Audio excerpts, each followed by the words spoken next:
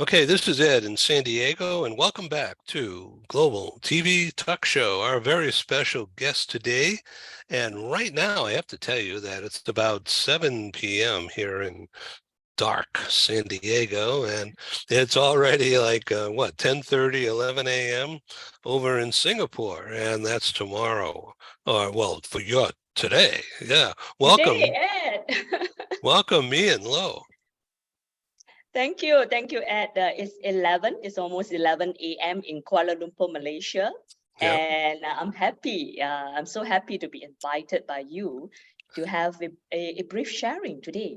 Yeah. Thank you very much for doing this. Now, let me ask you, for identification purposes, um, what's the distance between Singapore and Kuala Lumpur?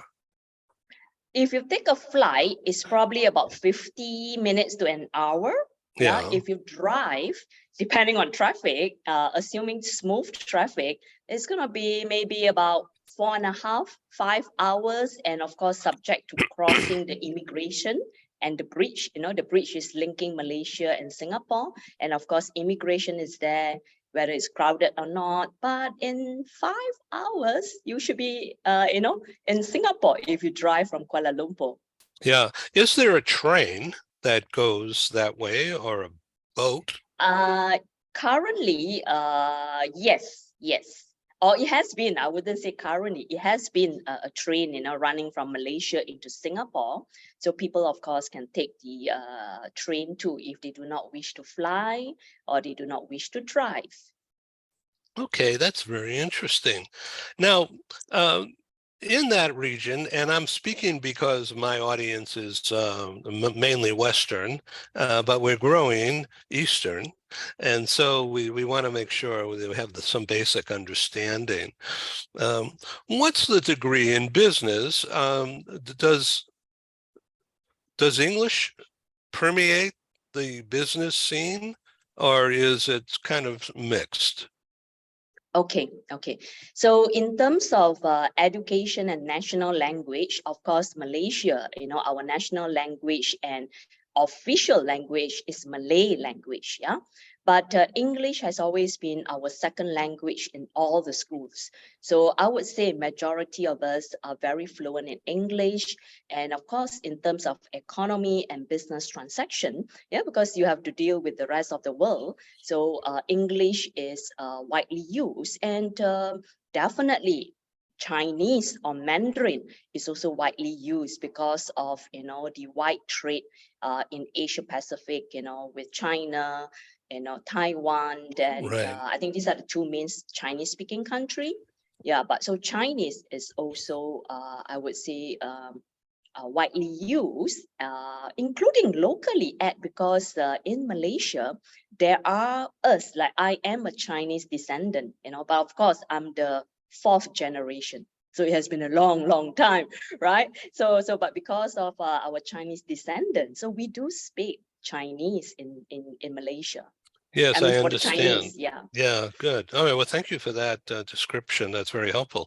So, Mian Lo, you have been very, very active. You're in fact a pioneer of employee assistance plans in Asia, in Malaysia, and that's going back 27 years, I understand, right?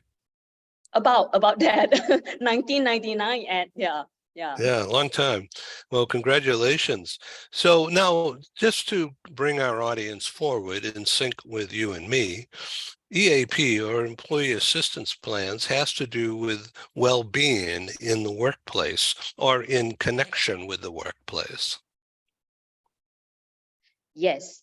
Naturally, it's a work site-based behavioral health, mental health or psychological health program that is to support the employee. And employee assistance program was so new in 1999 that I didn't even know the job that I was applying for. Right, it was that new in 1999. But fast forward at, of course, 2022. And it's pretty interesting ad because the last 2 years, because of COVID-19 pandemic, the 2.5 years of experiencing COVID-19 pandemic, workplace in Malaysia, uh, it I observed that there was a rapid awareness and request for behavioral health, mental health based services at workplace. Yeah, so I mean, one of the thing I think the positive thing, if you want to talk about the pandemic, it is actually the heightened awareness and even the reducing of the stigma of Right. requesting Yeah. for mental health services. I would think so, because now the whole thing is the cause and effect is that people have issues and problems, and it's impacting their work productivity. And so that's why it's necessary. Yeah, yeah. But I would say that I would say, because if you're talking about Employee Assistance Program, EAP, in the United States, in the European countries, I believe, especially Southeast Asia, yeah, Malaysia is in Southeast Asia. We are still, I would say, I don't know, maybe in, I would say, child and adolescent stage. We have not reached the adult developmental stage, if you want to compare it that way, if you are comparing to, the Americas and the Europe, in terms of employee assistance program, I would say that probably we are still at adolescent stage. Now, to what extent does the state or the national governments get involved in the healthcare impacting this employee assistance issue? That part is tricky. That's why I say that we are probably still in adolescent state, because, in terms of our insurance coverage, it is only in a recent, on top of my head, Ed, I don't have the statistic. Probably, only the last 2 or 3 years, there's only 1 or 2 insurance company that is willing to offer, policies that cover mental health. All this while, there's no insurance coverage. Yeah. So in terms of mental health services, especially the established and what I call the rich company, they can afford to have employee assistance program. Yeah. Or else, the rest of us, we have to access the government psychiatric and mental health centers, or of course the private practice, yeah, and out of your own pocket. Yeah. So in that sense, I would say that that there's, the policies hopefully, will come soon, that will actually encourage or even request or mandatory for workplace with certain number of employees to have such program, like other countries in Asia Pacific. I think especially Japan, Korea, they are very established, yeah, in terms of the government policy to request workplace to have employee assistance program officially. But definitely for Malaysia, we are not yet there. Yeah. So let me ask you a question, okay? And you could redirect if you think this is not appropriate. But the culture, the Asian culture, the Southeast Asian culture in micro, how do they feel? How do people feel about sharing personal things?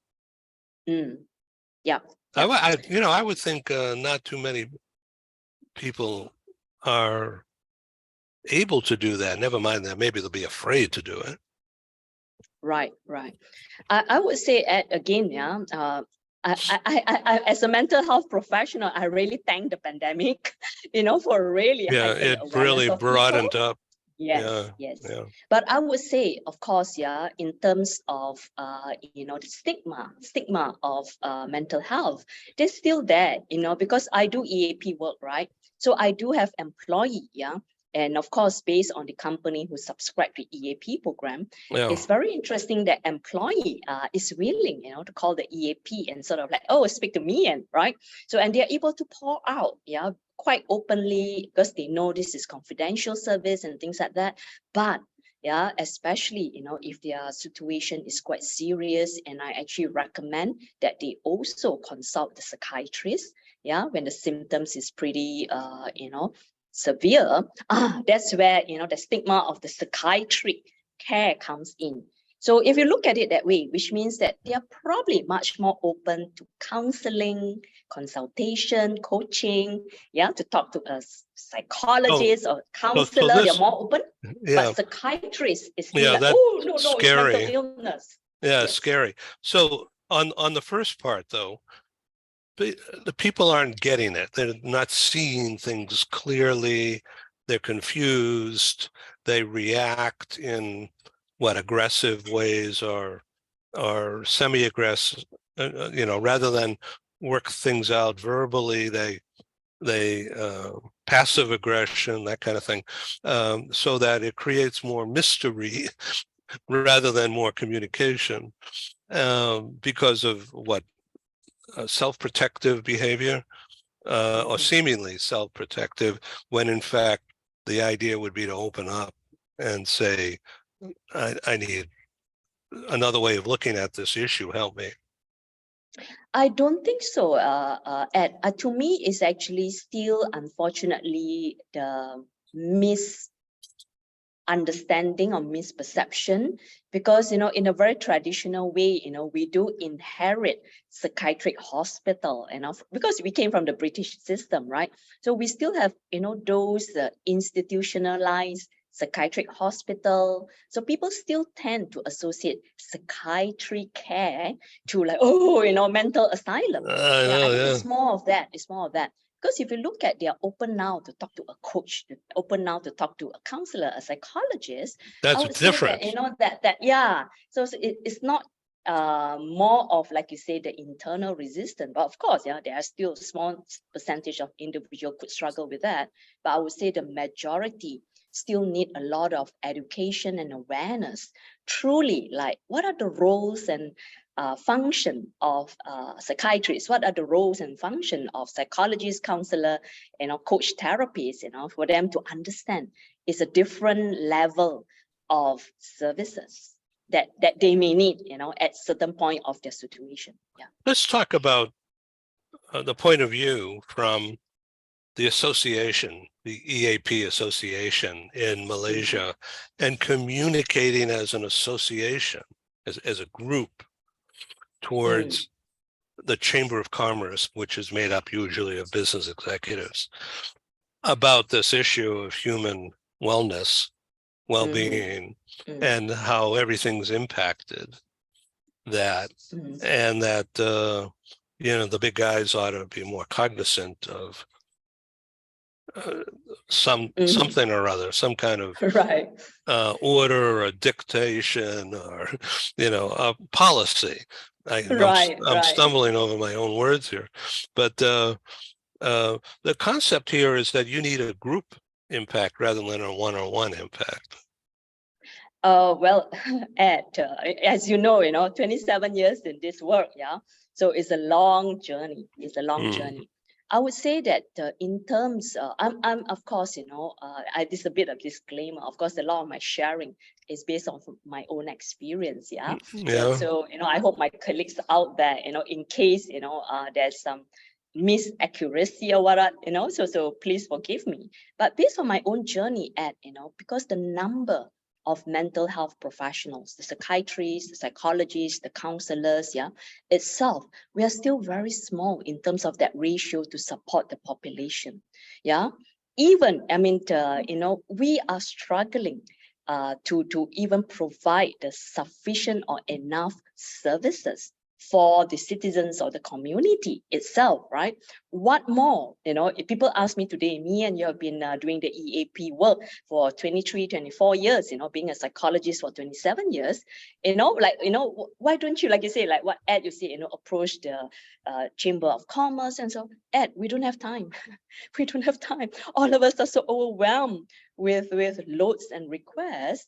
And actually, I have not even initiated or set up even the employee assistance program chapter or branch in Malaysia. Even though I have been very active in the Asia Pacific employee assistance roundtable for many years, but truly to set up an association, like you say, to lobby, via the commerce group or the business group, it takes a lot of work and energy. And as a clinician, I'm so needed, in the clinical work itself, and not only me, a lot of people, my colleagues, So let me that's ask my you, answer.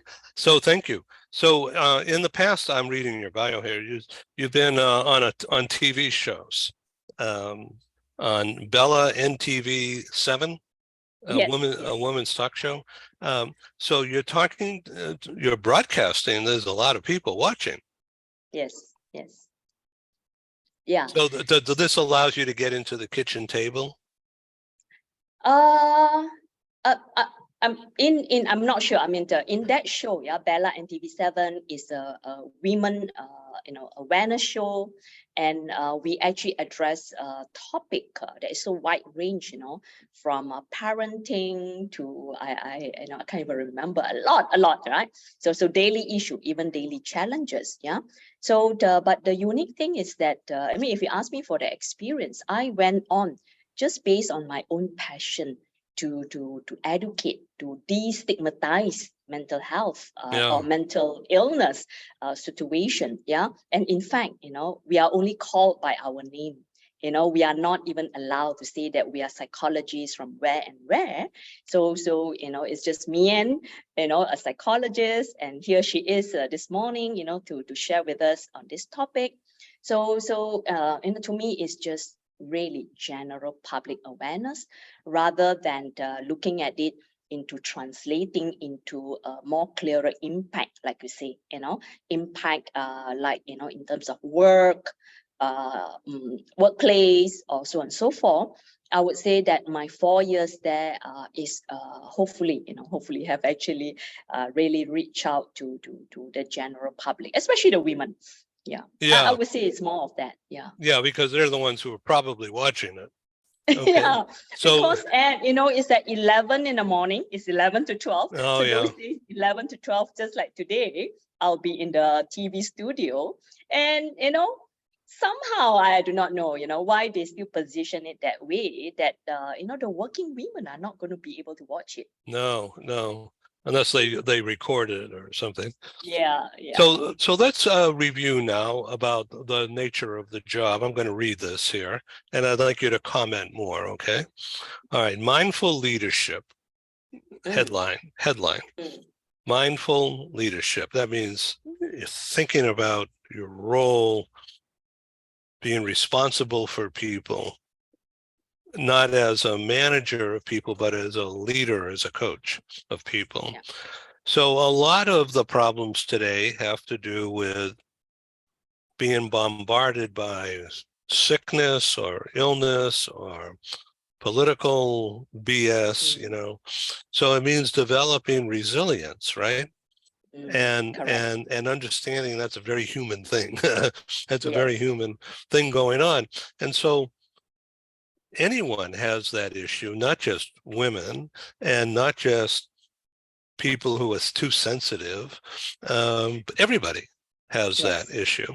So how do you recommend I build up my resilience to what's going on out there? Okay. And that's a huge question itself. Let me see. I'm going to break it down in my answer. The bullet points. Yes. Of course. I think you highlighted the word mindful leadership, which is an area of passion of mine, especially the last 10 years. Especially in my own involvement of supporting or providing employee assistance program. In fact, the last 10 years, my focus is actually more into providing training for the managers or the leaders. Yeah, and one of the things I've actually observed, and I actually have statistic data to back this up, is that there's a big gap between how the leader view themselves and how the employee view their leaders. In fact, I want to quote to you. Yeah, Well, sometimes this they is don't a want to, they want to keep it quiet. yes, but this is a really, to me, a very striking data straight to the face of the leaders. If they don't want to look at it, it's so sad because, in 2016, yeah, so McKinsey and Company actually conducted, a survey on 52,000 managers, yeah, and based on the 52,000 managers, 86% of them rated themselves as a good role model. I'm a good manager. 86% rated them. Yeah, that's our manager, right? But the same year, Gallup, 2016 Gallup's survey found that 82% of employees see their leaders as fundamentally uninspiring. You see such a big gap. 86% we are great, but 82% of their people is that, hello, wake up, you're not that inspiring, or you're not such Yeah, a good big leader. disconnect. Yeah, The yeah. disconnected.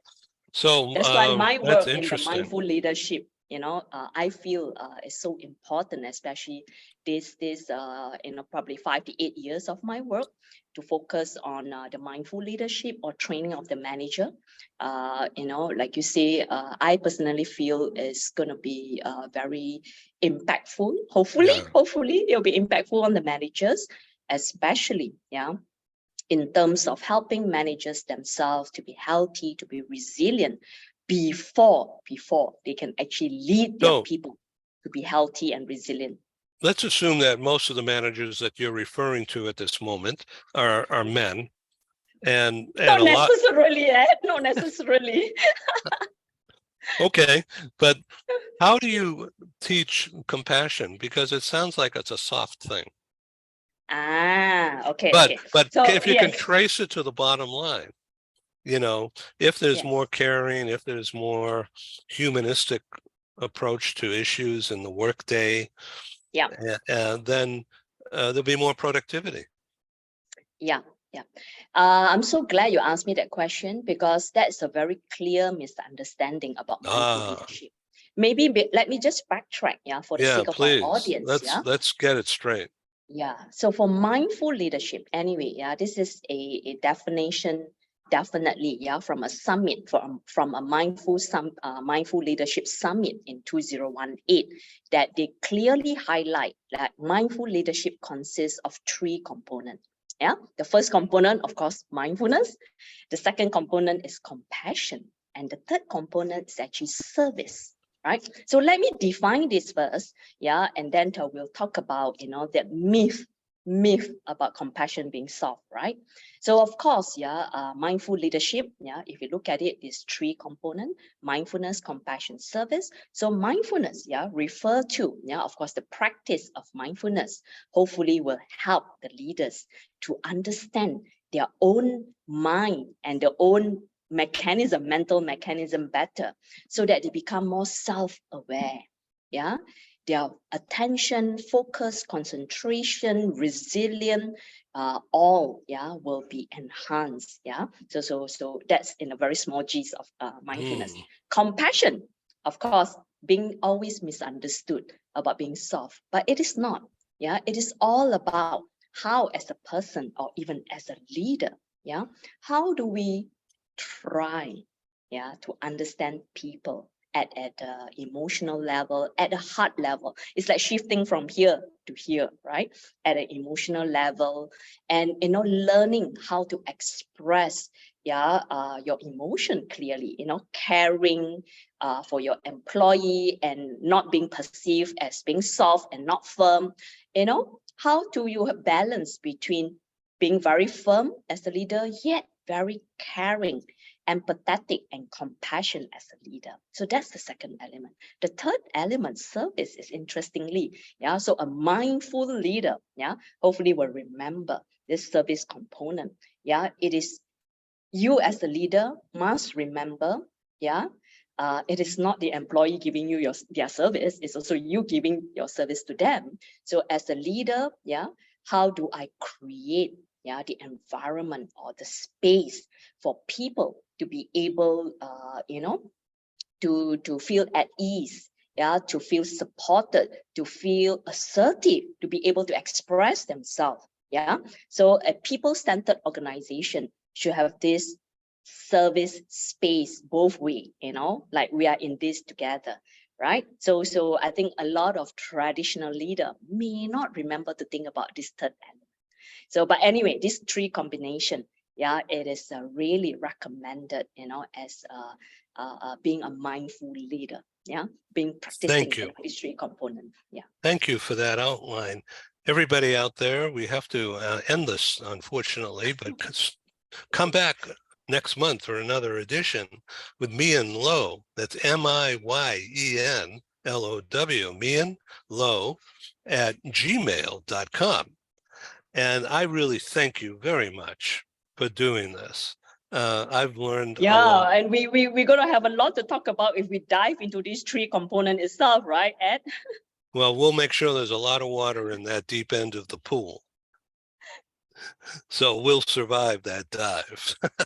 Right. Yeah. Thank you. Thank you, Ed, for having me today for this brief sharing, and it's really enjoyable, having this dialogue with you. Yeah. I'm very open-minded to learning from you, and so I thank you very much for being on Global TV Talk Show. Thank you. Welcome. Welcome. Okay, so let's try to do this next month. Okay. Yep. Okay, it's coming up fast next week. I'll send you an invite.